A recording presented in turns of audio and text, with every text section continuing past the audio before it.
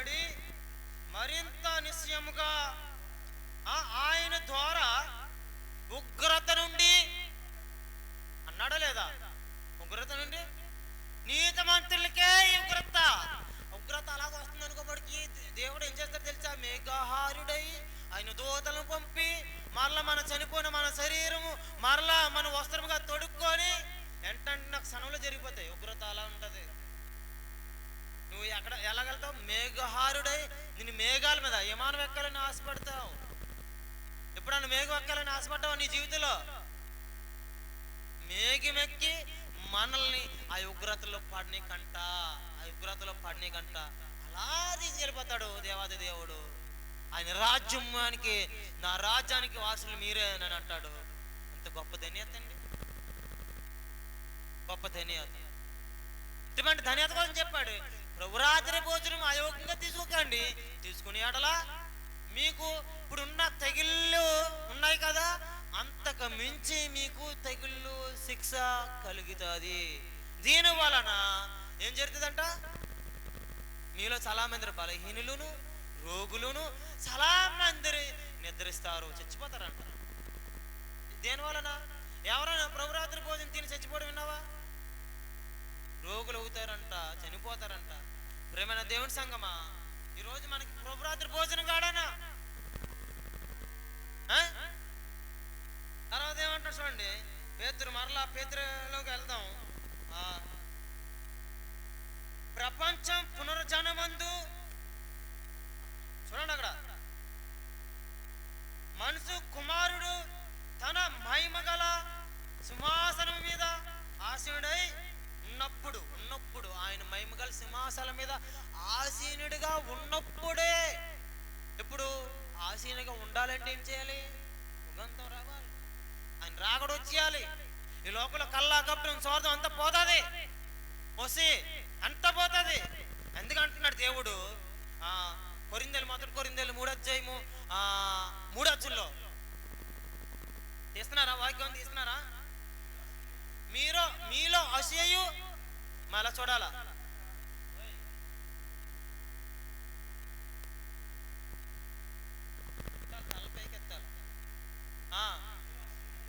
మీలో అసూయయు కలహము ఉండగా మీరు శరీర సంబంధులై మనిషి రీతిగా అంటే మనిషి రీతిగా నడుచుకుంటే దేవుడు పరలోకి కూడా అండి.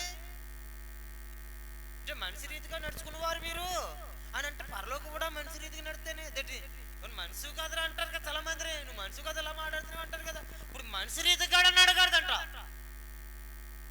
మనిషి రీతిగా కూడా అడగడదంట. ఎందుకంటే మీలో వసియయు కలహమును ఉండగా మీరు శరీర సంబంధులు కారా? ఏమంటాడు దేవుడు? అంటే శరీర సంబంధులుగా నడగాడదు, ఆత్మ సంబంధముగా నడవాలి. ఎందుకంటాడు దేవుడు, నా ఆలయమును పాడు చేస్తున్న వారిని నేను చూస్తే ఊరుకోలేను. నా ఆలయం ఎవరైతే పాడు చేస్తారో వాళ్ళని నన్ను పాడు చేస్తాను అంటాడు. దేవుని చూసిన కలిగిన కాక. ప్రేమైన దేవుని సంఘం మామూలు సంఘటన అనుకుంటారు మీరు. దేవుడు అంటే చాలా మన చేతిలో ఉన్నది. ఇప్పుడు ఏంటి మన చేతిలో ఉన్నది? ఏంటి? పరిశుద్ధ గ్రంథం. మళ్ళీ పాత నిబంధనలోకి వెళ్తే ఏంటి? మందసం. ప్రేమైన దేవుని సంఘం మామూలు సంఘటన కాదు. దేవుడు అంటాడు, నీవెలా ఉన్నావు, నీ ఆలోచన ఎలా ఉంది? ప్రపంచ పునరుజ్జనమందు నీవు సింహాసనముగా ప్రభువు మీద ఇప్పుడు మనల్ని పిలుచుకుంటాడంట. ఆయన పక్కన కూర్చోబెట్టుకుంటాడంట. అంత గొప్ప ధన్యత మనకిస్తానంటున్నాడు. ఆయనకి మనం ఏమైనా చోటిచ్చామా? భూమి మీద పడుకోవడానికి స్థలం ఇచ్చామా? పోనీ ఆయన పుట్టినప్పుడు ఏమైనా స్థలం ఇచ్చామా? ఏమో లేదు. మరలా ఆయన మొక్క మీద ఉమ్మేసాం, తర్వాత ఏం చేసాం? తన్నాం, పిడికి గుద్దులు గుద్దాం. అవునా? మరి అలా అంటే చేసేటప్పుడు ఆయన ఏమంటున్నాడు? తులు వేసేటప్పుడు ఏం చేశాడు? పేతురు తల్లార్తి 3 సార్లు నన్ను ఎవడో నువ్వు తెలియదు అంటావు అన్నాడు. ప్రభా నన్ను ఎన్నడూ అలాగా అన్నాడు.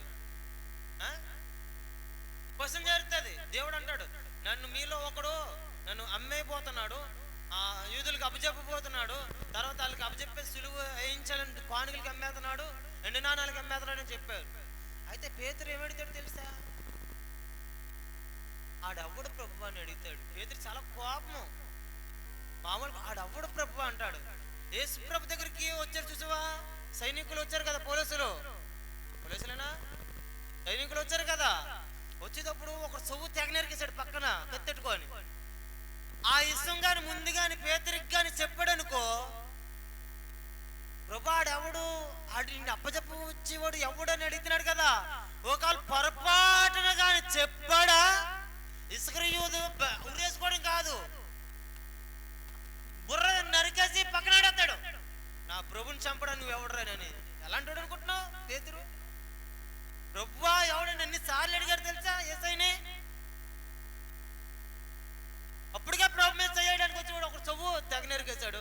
అంత కోపం చూపించిన పేతురు, అంత రోషం చూపించిన పేతురు, ఈయన ఎవరో నాకు తెలియదు అన్నాడు. తీసుకెళ్ళిపోగలరు మనుషులను చూసి దడిచిపోయాడు. కానీ ఎక్కువ ప్రేమించేది ఎవరు తెలుసా? ఇతరే. ఇతరు నువ్వు నన్ను ప్రేమిస్తున్నావా అంటాడు. ప్రేమిస్తున్నాను ప్రభు. ప్రేమైన దేవుని సంగమా, మనం ప్రభును ప్రేమించే వారిగా ఉండాలి. ప్రభు మనల్ని ప్రేమించే వారిగా ఉండాలి. ప్రభులో మనలో ఉంటే ఆ ఆనందమే గొప్ప ధన్యత అండి. దేవునికి మహిమ కలిగిన గాక. ప్రేమైన దేవుని సంగమా, ప్రపంచ పునరుజ్జానమందు దేవుని రాకడ వచ్చేటప్పుడు, దేవుని రాకడ వచ్చి అయిపోయినట్టే నీకు ఏం సృష్టించబడుతుంది? నూతన భూమి. దాంట్లో నువ్వు కాలు పెట్టిది ఇప్పుడు చేపల మీద పెట్టారు, మట్టిల మీద పెట్టారు, కాలు కడుగుతారు మట్టి అంటుకో తిని. అక్కడ ఏమీ లేదు, బంగారం వజ్రాలతో రోడ్లు, నీ కాలు కింద బంగారం పెడతాడు. ఈ రోజు ప్రేమిస్తున్నాలే బంగారం నెత్తి మీద పెట్టుకుంటున్నారే, అప్పుడు దేవుడు ఏం చేస్తాడు తెలుసా? నీ కాలు కింద ఆడతాడు. దేవునికి మహిమ కలిగిన గాక. మాట్లాడతాడు. నువ్వే పిల్లలు చెడగొట్టేస్తాను అనుకుంటున్నాను నేను. దేవునికి మహిమ కలిగిన గాక. మాట్లాడగడతా వాక్యం దేవుడు మాట్లాడు. ఆ మాటలు తీసారు ఇంకా మీరు ఎడతారని తీయట్లేదు తెలుసా? బైబిల్ తీసి అసలు ఎలా మాట్లాడాలి మందిరంలో అన్నీ ఉన్నాయి. దేవుడు అన్నీ మన కోసం వచ్చాడు పర్ఫెక్ట్గా. మన నడక, మన పడక అన్నీ ఎరిగినవాడు. నువ్వు మందిరంలో మాట్లాడితే చూడ్డా ఆయన చూడడం లేదా? ప్రేమైన దేవుని సంగమా, దేవుడు ఎలాగ మనతో మాట్లాడుతున్నాడు. దేవుడు ఎలా మనతో మాట్లాడుతున్నాడు ఎవరని చూడు. వాక్యంకి వెళ్ళేటప్పుడు ప్రభువా మా మధ్యకి సేవకులు వచ్చారు, సేవకులను మీరు నిలబెట్టి నడుము కట్టి నిలబెట్టి మీరు మాట్లాడండి అంటారా? మాట్లాడేటప్పుడు మాట్లాడతారు మళ్ళా ఎవరు? దేవుని సూత్రం కలిగిన గాక. కాసేపటి కింద ఓపిక లేదు నాకు తెలుసా. ఎలాగైపోయింది తెలుసా? కానీ నా కొడుకుని కొట్టాను, నాలో ప్రతి బలహీనత ఏస్తున్నామో బయటకు వెళ్ళిపోను కాక అన్నాను. నా విశ్వాసం అది. నీకు ఆ విశ్వాసం ఉందా? ప్రార్థన చేయి, నీకు ద్వారాలు అవుతుంది. ఒకడంట వ్యాపారం చేస్తే ఏదో ఊరెళ్ళి సంపాదించుకుంది అంటాడంట. ఊరల్లా తిరిగి మా లాస్ట్కి పెట్టే గుడికి చేరాలా? ఏ గుడికి చేరాలా? అది గూడు కట్టుకుని చోటుకే చేరాలా? పెద్దలు అంటారు కదా, తోకలోని పిట్ట 90 రాజాలు తిరిగిందంట. 90 రాజాలు ఆ తోకలోని పెట్టేటి ఉత్తరం నిజమేనా? 90 రాజాలు తిరిగేసింది అది నిజంగానా? దేవుని సూత్రం కలిగిన గాక.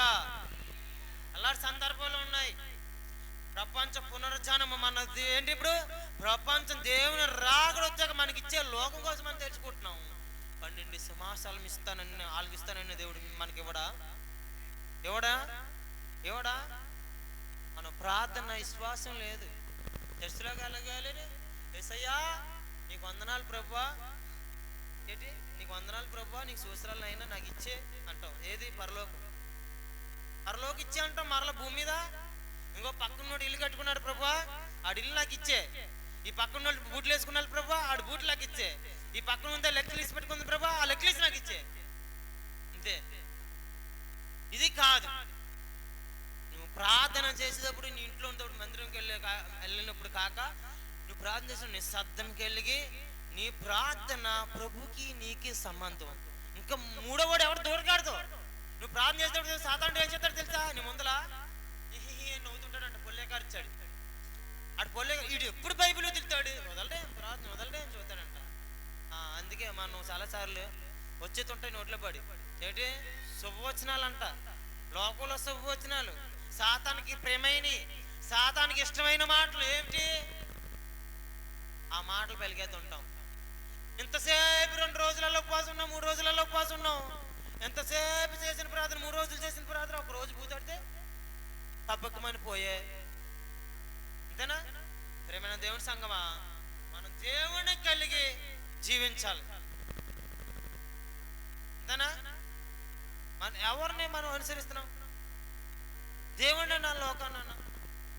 నూతన సంవత్సరం నూతన బలం రావాలా, నూతన శక్తి రావాలా. కానీ ఈ నూతన సంవత్సరానికి వస్తే పౌలు పుత్రుడు ఏమన్నాడు తెలుసా? బ్రతుకుట అయితే క్రీస్తే, సావు అయితే నాకు లాభమే. ఎందుకంటే వీళ్ళందరికీ తెలియదు ప్రభువా, వీళ్ళకి తెలియదు నూతన సంవత్సరం వస్తే మరణం దగ్గరికి వచ్చిందని తెలియదు కనుక అందరికీ ఏమన్నాడు పౌలు పుత్రుడు?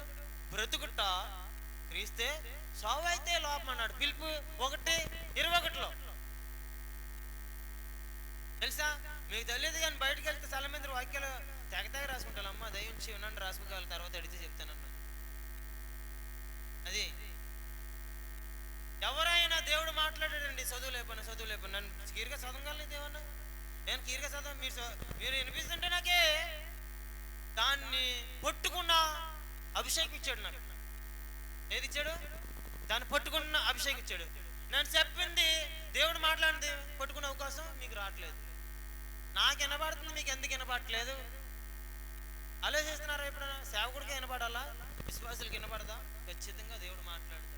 ఆయన మాట్లాడే దేవుడు, ఆయన స్వస్థపరిచే దేవుడు, గొప్ప దేవుడు, ఆశ్చర్యకరుడు, సమాధానానికి అధిపతి. ప్రేమైన దేవుని సంగమా, మామూలు విషయం కాదు. మనం ఆరాధనకి అర్హులమా కాదా? మనం దేవుడి పిల్లలంగా ఉన్నామా, సాతాను పిల్లలుగా ఉన్నామా? మీరు మిమ్మల్ని పరిశీలన చేసుకొని మీకు బోధించుకోయండి అని పరిశుద్ధ ఆత్ముడు ఏం చెప్తున్నాడు? మిమ్మల్ని మీరే బోధించుకోండి, మీకు మీరే బోధించుకోండి. అంటే ఎందుకు బోధించుకోమన్నాడు? ఒకసారి పక్క వాళ్ళకి చెప్తే ఇసిపోతారు చూసావా, అలాంటి వాళ్ళకి చెప్పాడు. నేను చెప్తున్నానా, ఇప్పుడు చెప్పే మాట వినలేదు అనుకో, విన్న వాళ్ళకి చెప్పాడు దేవుడు. స్వరం ఎంతవరకు వెళ్తుంది అంతవరకు వినాలి కదా. వినాలంటే ఏం చేయాలి? దేవుడిని మనలో చూడాలి. పక్కన వాళ్ళందరినీ మనలో బూతులు చూడకాడతండి, పొసిని చూడకాడదు, స్వార్థం చూడకాడదు, కల్లా కాపడం చూడకాడదు. ప్రభు అంటే ఇలాగ ఉంటాడని చెప్పాలి. ఏమన్నాడు? నా గుణాతిశయములను మీకు ఇస్తాను, నేను అలా నడిచాను, అలాగా మీరు ఉండండి అన్నాడా లేదా? ప్రేమైన దేవుని సంగమా, దేవుడు చెప్పే మాట పూర్తిగా వినపోతేనే పాపం. నువ్వు దేవుడి మాటలు పక్కనెట్టేస్తావు, నీ తప్పుడు పక్కకి వెళ్ళిపోతుంది. లోకులు ఉన్న సంవత్సరం రోజుల మాట, అరే నువ్వు మాట అన్నావు, గుండెలో పెట్టేసుకున్నాను, నువ్వు అన్నావు కదా, గుండెలోను ఏటి పెట్టేసుకున్నావు అంటే గుండెలోను టైం బాంబు పెట్టేసుకోవచ్చు, గుండెలో తేలిపోతుంది. అంతేనా? గుండెలో పెట్టేసుకున్నాను అంటే బూతులు పెట్టేసుకుంటావు, స్వార్థం పెట్టేసుకుంటావు. దేవుడిని ఎప్పుడు పెట్టుకుంటావు? యూట్యూబ్లో ఎంతమంది వింటారు తెలుసా? 80,000 మంది మన సువార్త చూస్తున్నారు. అందరి పట్ల దేవుడికి కృతజ్ఞత స్తుతులు చెల్లించుకుంటున్నాను నేను. తెలుసా, నేను సువార్త చేయాలని ఎంతో ఆరాటపడుతున్నాను. బయటికి ప్రజలను తీసుకెళ్ళాలి, సువార్త చేయాలా, దేవుడిచ్చే తలంతో ప్రకటించాలని చూస్తున్నాను. నాకు ఎంత పని ఇంతప్పుడు, అప్పుడైతే పాలు ఇప్పుడు బలహీనలు, తిండి కిడ్నీలో రాయిలు, గుండెలోని రాయిలు, ఎక్కడ ఏ రాయిలు వస్తాయో తెలియట్లేదు. ఒకరికైతే పక్కలో రాయిలు వచ్చేసాయంట, పక్కలో రాయిలు. ఈ రోజుల్లో ఆయనకి ఏమైందంటే మాకు ఎంత ఏజ్ ఉంటుంది, అయితే ఎముకలు ఇరిగిపోయి వేస్తుంటాయి. ఎముకలు ఇరిగిపోతే అయితే ప్రార్థన పిలిచాడు ఒక పాస్టర్ గారు. వెళ్ళాను, నన్ను దేవుడు చెయ్యి అన్నాడు. వేసాను, నాయన నా చెయ్యి మరుగు చెయ్యి, ఇప్పుడే మీరు మరుగు చేయండి నా చేతిని, పూర్తిగా మీ హస్తం ఉంచండి అన్నాడు. అట్లా దెబ్బతో తులికి పడ్డాడండి, దేవుడు ముట్టాడు అనండి. నేను ఈరోజు వాక్యానికి వెళ్ళి సంఘంలో చెప్పడానికి ఎవరు పిలిచారు తెలుసా? విశ్వాసులు. విశ్వాసం అలాగుంది, సేవకుడు పిలలేదు, విశ్వాసులు పిలిచారు తెలుసా. అది ప్రేమైన దేవుడి సంఘం. కొన్ని చోట్లకి వెళ్తాను, ఇలా గోకెత్తారండి, బీపీ ఏది దొరికితే అది గోకెత్తారండి ఇలా పెట్టుకొని. చెప్పొద్దని ఏంటి నిజం. కొన్ని కల్పనా కథలు ఉండాలా, నాటకాలు ఉండాలంటే అలా కుదుతాయి. బైబిల్ ఏం చెప్పింది? అలాంటి వాడిని చచ్చిపోతారు అన్నాడు దేవుడు. దేవుని సుస్త్రం కలిగిన కాక ఏమంటున్నాడు? కొరింథీయులు మొదటి కొరింథీయుల్లోను ఏమన్నాడు? మీలో హోషేయు అలహమును ఉండగా మీరు శరీర సంబంధులు కారా. అంతేనా? మనిషి రీతిగా నడుచుకునే వారు కారా అంటే మనిషి రీతిగా నడవకూడదు, శరీర సంబంధాలకు ఉండకూడదు, ఆత్మ సంబంధంగా ఉండాలి. ఎందుకంటే నీ దేవుడు ఆత్మ స్వరూపుడై ఉన్నాడు. దేవుడు ఆత్మ కనుక ఆయన ఆరాధించేవారు ఆత్మతోనూ సత్యంతోనూ నిజంతో ఆరాధించాలా. నిజాన్ని నువ్వు చూడలేకపోతున్నావు, అప్పుడు మనం చూస్తే అప్పుడు దేవుడు మనల్ని బలపరుస్తాడు. దేవునికి మహిమ కలిగిన గాక. ప్రేమైన దేవుని సంగమా, మనము ఏమైతే విన్నామో ధనవంతుడిలో మిక్కిలి అసలు పడిపోయాడు. ఇప్పుడు వీళ్ళు ఆశ్చర్యపడి అడిగారు, పేతురు అడిగాడు ప్రభుని అడిగాకేమన్నాడు? మీరు 12 సింహాసనానికి ఇశ్రాయేలు ముందొచ్చారు కదా, వాళ్ళకందరికీ మీరు తిరిగి తెచ్చగలరు. నేను అలా కూర్చుంటాను, నా పక్కన 12 సింహాసనం. దేవుని చూడగలమేంటి? అసలు చూడలేము. కానీ ఇప్పుడు మనిషి కుమారుడికైనా ఆయన కుడిపార్శ్వంలో కనిపిస్తున్నాడు, కానీ ఆయన రూపం మనం చూడలేం కనుక కనిపించాలని ఆయనే దేవుడు అండి. ఆయన గొప్ప దేవుడు. బైబిల్ని నేను పరిశీలించాను, ఆయన దేవుడా కాదని పరిశీలించాను. నా హృదయంలో కొన్ని అధ్యాయాలు కొన్ని వచనాలు ఉంచేశాడు. అందుకే నా కడుపులో ఏముంది? ఆయన జీవ ఎలుగు ఓట ఉంది. దేవునికి మహిమ కలిగిన గాక. ప్రేమైన దేవుని సంగమా, మనం ఆరాధించేవారుము ప్రభువుని. కోటాను ఆరాధిస్తున్నాయండి, కోటాను దూతలే ఆరాధిస్తున్నాయి, మనం ఆరాధించలేకపోతున్నాం. తర్వాత చూసారా, సాతానే పాతాళం అంటే భయపడుతుంది అంటండి. సాతానికే పాతాళం అంటే భయం, మనకు భయం లేదు. ప్రభా మాకు సమయం ఉంది కదా, నువ్వు ఆ పెద్దల గుంపులోకి ఆజ్ఞాపించంటే దేవుడు కనికరించాడు. ఎవరి ప్రార్థన? దయ్యం ప్రార్థన. దయ్యం ప్రార్థన కనికరించాడు. కనికరించగల పందిల గుంపులోకి ఆజ్ఞాపించేశాడు. ఇచ్చిగాలనే ఏం చూసాయి? సముద్రంలో దూకేసాయి. ఈ రోజులు యవనస్తులు ఆ పిల్ల నాకు ఆ అమ్మాయిని చెయ్యమ్మ అంటారు చూసి ఒకడు ఆ అమ్మాయి కోసం అమ్మ నాన్న కోసం ఉండడు, అమ్మకి బాగాలేదు ఉపవాసం ఉండడు, తండ్రికి బాగాలేకపోతే ఉపవాసం ఉండడు.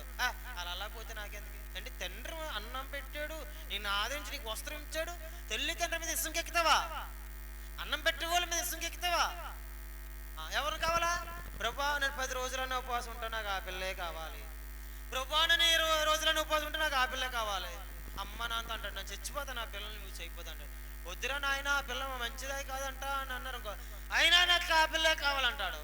ఇప్పుడు పందులు ఏం చేసాయి? పందులు ప్రార్థన ఉన్నాడు దేవుడు, పందులు ఏం చేసాయి? దయ్యాలు దొరకాలని గంగలో దూకాయి. ఈడేం చేస్తాడు? ఇప్పుడు గంగలో దూకుతాడు దేవుడు మాట అనిపోతే. ఎంతనా దేవుడు అంటాడు, అరే నాయన నువ్వు అడిగావు, ఆ రోజు ఇచ్చేసాను, నీ బాధ నువ్వు పడి, నాకు సంబంధం లేదు, అడిగావు ఇచ్చేసాను. కొన్ని సందర్భంలోనూ అడిగింది పదే 10 సార్లు అడిగితే చేతాడు దేవుడు, కానీ ఆ బాధ నువ్వే పడాల, ఆయనకి సంబంధం లేదు. తర్వాత దేవుడు నాకు ఇచ్చాడు కదా, నాకు ఇలాగ అయింది, ఈ దిక్కుమాలతో వచ్చింది, అన్నం కాడ ఎట్టట్లేదు అంటే, అన్నం కాదు కదా బూడిది కాడ ఎట్టదు నీకు, ఏమడుతుంది? అన్నం పడుతుందా నీకు? ఇంకా దేవుడు మాట వినాలి. ఆ తర్వాత అంటున్నాడు దీంట్లో రోమియోలోను 8వ వచనంలోను 5:8లో, అయితే దేవుడు తన ప్రేమను వెల్లడింపపరుచుచున్నాడు. ఎట్లా అనగా, మనం ఇంకా పాపులమై ఉండగానే క్రీస్తు మన కొరకు చనిపోయాను, క్రీస్తు మన కొరకు చనిపోయాను.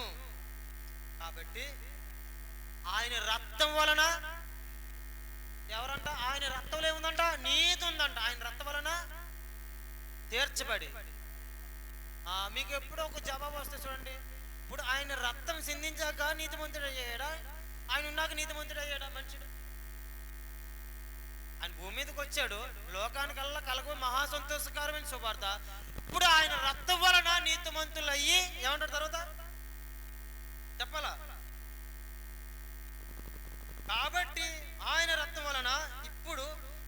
నీతిమంతులముగా తీర్చబడి ఉన్నామని మరింత నిశ్చయముగా ఆయన ద్వారా ఉగ్రత నుండి రక్షింపబడుదుము. దేవునికి మహిమ కలిగిన గాక. ప్రేమైన దేవుని సంగమా, ఏ ఉగ్రతను తెప్పించుకుంటున్నాం మనం? ఈ ఉగ్రత వస్తుందని సాతానికి తెలుసు, కీడు వస్తుందని సాతానికి తెలుసు. మనిషి తెలియదంట. పక్కన మాసం ముక్కుంటే చాలు మర్చిపోతాడు. ఏం మర్చిపోతాడు? మాసం ముక్కుంటే చాలు. ఇశ్రాయేలు అలాగే అన్ని ఇచ్చాడు. మాసం అడిగారు, మాసం అడిగిందాకండి. ఇప్పుడు మాసం ఇచ్చినోడు మంచినీళ్ళు ఇవ్వడా? దేవుడు ఇస్తాడు కదా. ఇచ్చినా ఏం చేశాడు? పొల్లుల్లో మాసం పొడుచుకొని నాకుని ఏం చేశారు? నాకు నీళ్ళు కావాలని అడిగారు. నీళ్ళు కొంచెం దొరుకుతున్నారు. కొనగబట్టికి 23,000 మంది అకస్మాత్తుగా కూలిపోయారు. అందుకే చూడండి, ఫంక్షన్ ఎట్టేటప్పుడు కూతురికి మన ఫంక్షన్లు పెడతాం పిల్లలకి. ఆ ఫంక్షన్ ఎట్టిపోతులు బేదలు కట్టేసి గొడవ ఉండదు, తలకనైపు ఉండదు. మన ఓళ్ళు మట్టుకు పిలుచుకొని వాళ్ళకి ఇంట్లో భోజనం పెట్టేసి తేజ్ కట్టండి, వాళ్ళకి ఎట్టయితే గొడవ ఉండదు. వీళ్ళు కట్టేవాళ్ళకి వీళ్ళతో తలకనైపోయాడు తెలుసా? అన్నీ వస్తాయి, దాంట్లో ఊరు ఉండదు అనుకో. పొరపాటున నాకు అయిలో చూసామని దిక్కుమాలితేనని తిట్టుకు వెళ్ళిపోతారు. అది మనుషుల స్వభావన, దేవుడు స్వభావన చాలా. అదే పేదలు కట్టాడు అంటాడు, దేవుడు రప్పించాడు, దేవుడు చూపిస్తాడు నీ పక్షంలో. అప్పుడు నీ ధనము పరలోకంలో కూర్చబడుతుంది. అప్పుడు అంటాడు దేవుడు, నువ్వు నాకు ఒప్పించేవాడువు. దేవునికి మహిమ కలిగిన గాక. ప్రేమైన దేవుడి సంఘం మామూలు సంఘటన కాదు. దేవుడు మనల్ని ఏ రీతిగా పిలిచాడు, ఏ రీతిగా మనం ఉన్నాం. పరిశుద్ధాత్ముడు ఈ మందిరంలోకి వచ్చేవారు ఎవరైనా సరే సాక్ష్యం ఇచ్చే వెళ్తారు ఖచ్చితంగా. కానీ ఏ రోజుకి ఆ రోజు వచ్చి ప్రార్థన చేసుకునే రీతిగా మనం ఉండాలి. దేవునికి మహిమ కలిగిన గాక. ప్రేమైన దేవుని సంగమా, మనం దేవుని పిల్లలం, మనం దేవుడి పిల్లలం. పునరుజ్జానం ఎత్తినప్పుడే మనకు ఆయన లోకం ఇస్తాడు. ఇప్పుడు నీ పరలోకం ఎక్కడుందో తెలుసా? నీ దగ్గర ఉంది. నువ్వు దాన్ని గ్రహించాలి. మేఘాహారుడై దేవుడు వస్తాడు కాదు, దేవుడు వస్తాడు. కానీ అక్కడ ఒకటి ఉంది. ఏముందంటే నిన్ను మేఘాల మీద తీసుకెళ్తాడు. మేఘారుడై ఆయన వస్తాడు నేను తీసుకెళ్ళడానికి. వెళ్ళి కుమారుడు వల్ల వస్తాడు. అలంకరింపబడాలి. చాలా మంది అనుకుంటారు వస్తు పెట్టుకోవడం అలంకరింపడం అనుకుంటారు. కాదు, దేవుడు ఏమన్నాడు తెలుసా? భర్త ఇసులోకి వస్తే నువ్వు జడలు అల్లుకోవడం ఈ కాదు, కానీ భర్తకి లోపడటే అలంకారము. అంతేనా? దేవునికి మహిమ కలిగిన గాక. ప్రేమైన దేవుని సంగమా, మన దేవుని పిల్లలు, మనం దేవుని పిల్లలు, సాతాను పిల్లలు కాదు. చేసి సంతానమా, దుష్టి సంతానమా, ఇవన్నీ మనకి కనబడకూడదు మనలో. ఈ స్వరం ఎంతవరకు వెళ్తుందో వాళ్ళలో ఏది ఉండకూడదు. దేవుడు తప్ప మరొక్క దేవుడు లేడు. 100వ కీర్తన నడుస్తూ దేవుడు తప్ప మరొక దేవుడు లేడు. ఆయనే మనకి నిత్యము. 90వ కీర్తన ఏమంటాడు తెలుసా? ప్రభువా, తరతరముల నుండి మాకు నివాస స్థలము నీవే. తరతరముల నుండి ఎవరు? మన తాతలు కాడించి ఆయనే మనకి నివాస స్థలము. దేవునికి మహిమ కలిగిన గాక. అండి, నేను మావి ఆరాధించినప్పుడు కొలితేరు చూశాను. నేను ఇక్కడికి వచ్చాను కదా, మరి ఆరాధన పెట్టాడు. టార్చేసావా? ఆరాధన పెట్టావది. ఆయన మర్చిపోతున్నాడు. ఆయనకు చేసేటప్పుడు చెప్పాను, ఇక్కడ ప్రభురాత్రి భోజనం మర్చిపోతున్నాడు. మనసు చూడండి అంత గొప్ప. అలాగే ఆరాధించినప్పుడు తను మర్చిపోని దీని దగ్గర రాలేదు. మైక్లో శబ్దం వస్తుంది అంతే. మా నాన్నకు చాలాసార్లు చెప్తాను, నాన్న ఆరాధన చేయగలి, పాట పాడండి, పిల్లల దగ్గర నేర్చుకోవడం చీప్ అవుతుంది, మరి నేర్చుకోవడము. ఆరాధన దేవుడికి ఏం కావాలో తెలుసు? ఆరాధన. కూర్చో చేసి పడుకో ఆరాధన చేస్తే అవదు. అది ఆత్మతోను. అవతల శిశువులు ఎలా బాదుకున్నా తెలుసా? రొమ్ము బాదుకొని అంగలార్చేది. నిన్నేమై పట్టణం వాళ్ళు వెనక గూడలు కట్టుకొని గోనె బట్టలు రాజుగాడు ధరించుకొని తల మీద బూడిద పోసుకొని ఉన్నారు బైబిల్లో.